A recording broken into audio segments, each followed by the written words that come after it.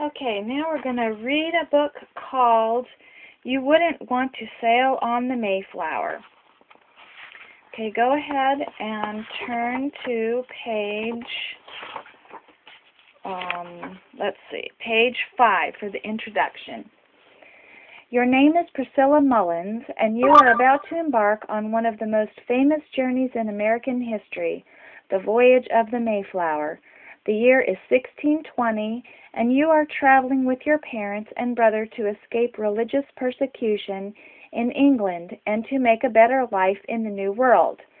Carrying 102 passengers, now known as pilgrims, the Mayflower is headed for the colony of Virginia on the east coast of America. But the ship is blown off course and eventually lands on the coast of present-day Massachusetts, where a colony is established at Plymouth. But this is in the future.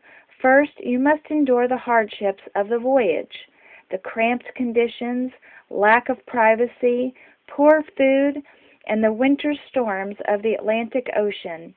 It is a journey that will eventually leave you an orphan, and there are many times you wish you had avoided sailing on the Mayflower, a trip that took entirely too long.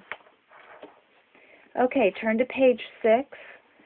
And before we read the chapter is the part that has the big writing. We're going to read about all the pictures.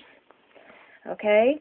William Brewster is the ruling elder of the Leiden Separatists and the Pilgrims' religious leader. The Pilgrim Fathers is a name given to the colonists who will sail aboard the Mayflower.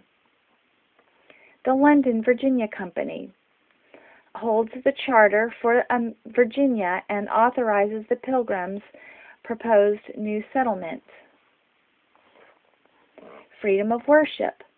The people who join the Mayflower are known as separatists because they don't follow the religious practices of the Church of England.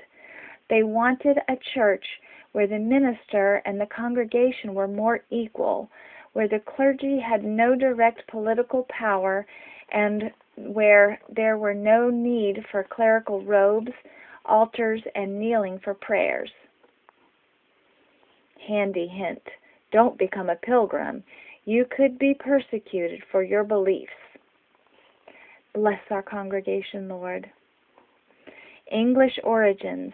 Most of the immigrants come from southern England. They will name their new homes for the towns they left behind, such as Plymouth, Boston, and Greenwich. Okay, now let's read the chapter. The Pilgrims. Your father was one of the small group of English Puritans that later became known as the Pilgrims. In the early 1600s, a group of separatists had broken away from the Church of England. They wanted to lead a simple life based on the teachings of the Bible. In 1608, a group of pilgrims led by William Brewster emigrated to Holland to escape religious persecution. They settled in Leiden, but were still unhappy with the restrictions on their civil rights. About half of the congregation voted to emigrate to America, deciding to settle in the colony of Virginia. Okay, now turn to page 8. All right, and we'll go ahead and read a little bit about the pictures. The Speedwell. The Leiden group bought this ship to sail from Holland to England and then on to America. The Speedwell is only a third the size of the Mayflower. The first leg. The map to the right shows the first leg of the journey, with the Leiden group sailing from Holland to Southampton. There they met other English pilgrims before departing for America, but the leaking Speedwell forced the ships to stop for repairs at Dartmouth and Plymouth. Okay, look at page 9. Loading the Mayflower. The Pilgrims had to take with them all their clothes, tools, and equipment they needed in the New World. There are no shops to buy new goods from.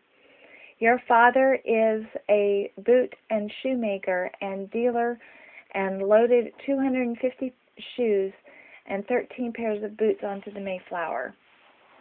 Handy hint. Make sure the ship isn't leaking, or it could be a short trip.